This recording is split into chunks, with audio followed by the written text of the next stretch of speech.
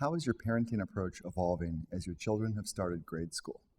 The challenge of parenting seems to be equally difficult all the way through, but it's just at the beginning you're trying to keep them from sticking a fork in the socket, keep them safe. Right. And now it's more keeping them psychologically safe or trying to, especially putting my kids into a new school, you can kind of see what you're putting them into. Mm-hmm. And especially I've got a daughter who's a third grader now.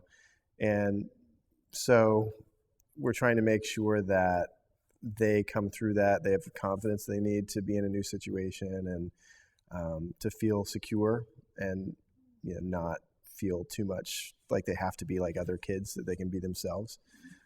So I think that's kind of the goal right now, is to try to help them develop and do things on their own instead of teaching them step by step how to do everything. And it's really neat to see, because some of our influence you can see the benefit of, and some of it we're like, where did this come from? And I think so. The younger one is in kindergarten now, and I think it's the same type of thing. We're trying to teach them to be independent rather than trying to teach them how to do everything. And how do you go about that? I think it takes some restraint. It's very easy to want to tell your kid how to do everything, and it takes some restraint to not do that and to be super controlling. So what we're striving for is trying to show them how to think about things. If you're in a situation of a bully or the typical situations that kids encounter at this age, instead of telling them what to do, we just talk to them and say, so what would you do?